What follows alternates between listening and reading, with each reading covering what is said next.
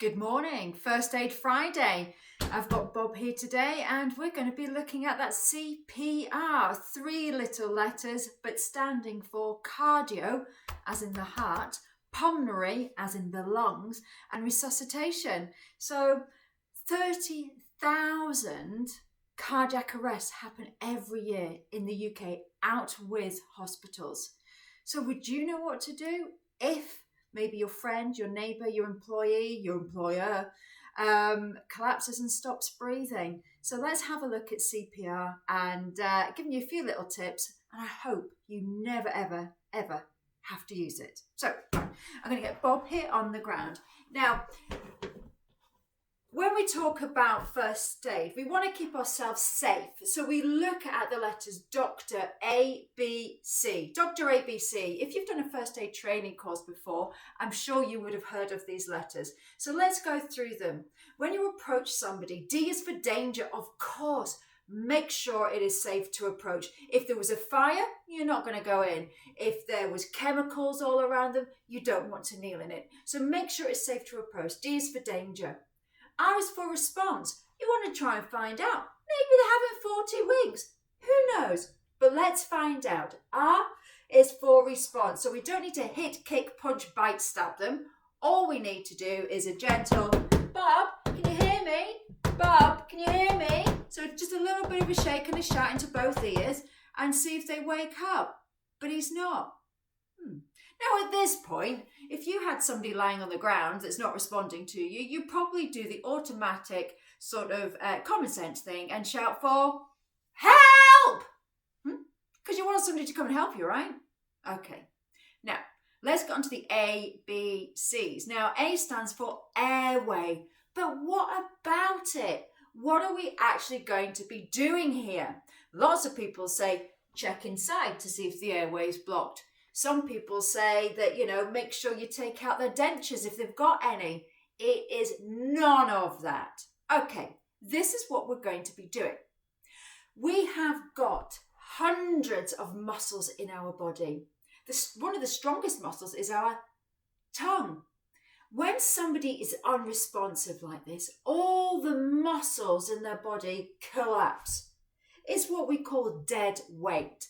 So if you can imagine somebody is unresponsive, that muscle, the tongue muscle, will also relax and the tongue will block the airway. So what we need to do is we've got to open that airway. So we have to lift the tongue off the back of their throat. What I'd like you all to do right now is tilt your head back as far as you can, right? As you can, and try and swallow.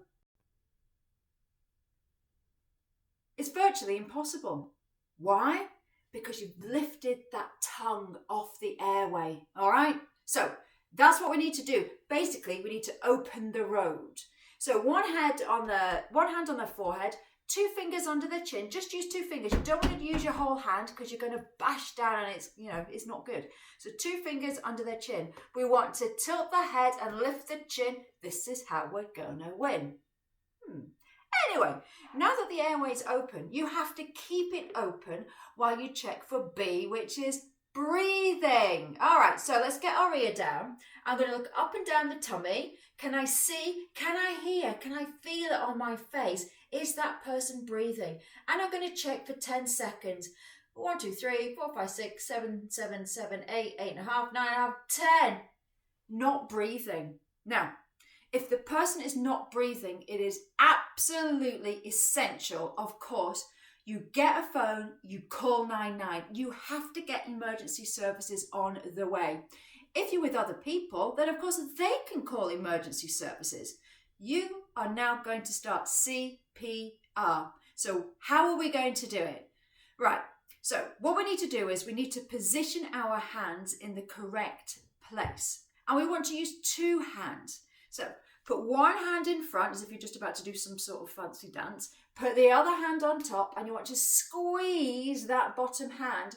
And what we want to do is use this part, the heel of our hand. It's going to go right in the center of the nipple line on that person. All right? So interlock those hands, heel of the hand right in the center of the nipple line, and we want to make sure that our arms are nice and straight. We don't want to be doing any of this because you're wasting energy. And we're going to do 30, yes, 30 compressions. How deep?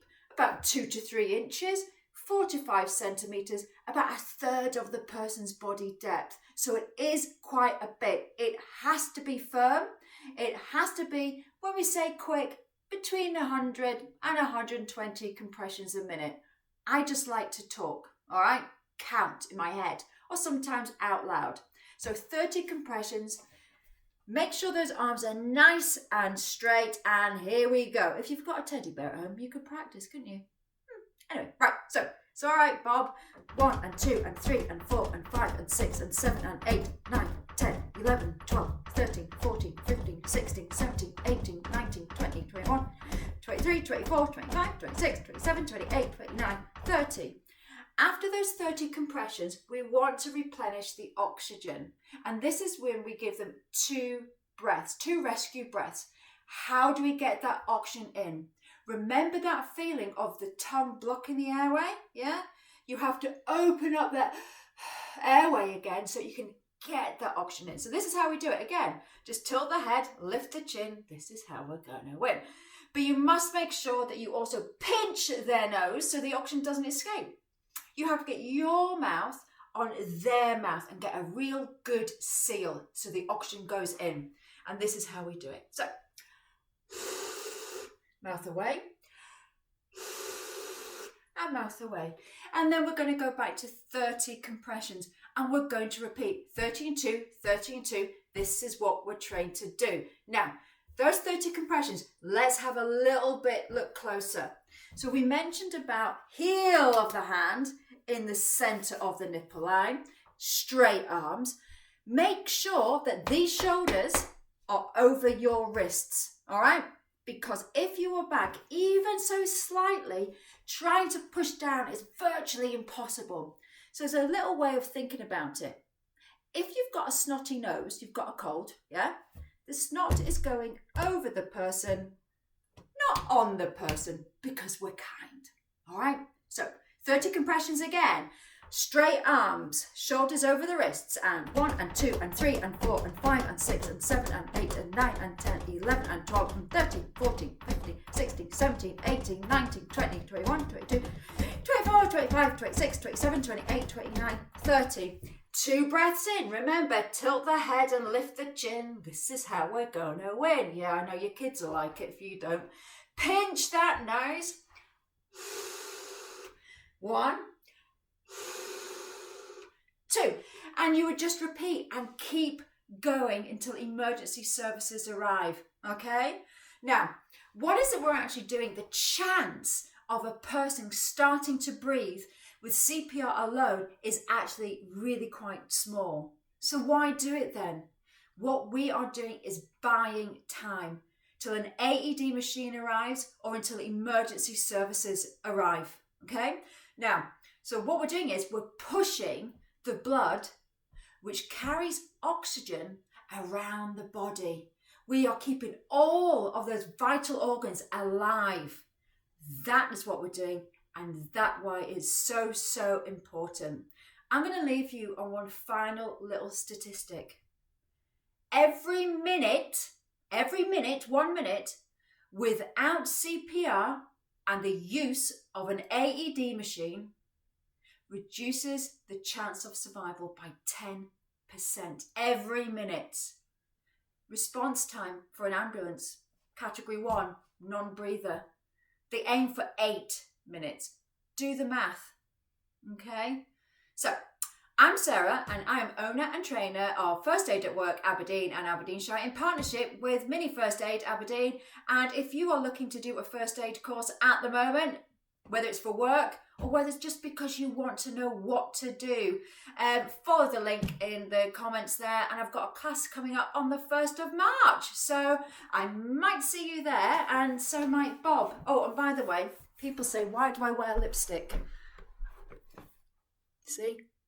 It's just so you can see that you have to get a good seal onto the person's mouth. So from me to you, Take care and keep safe.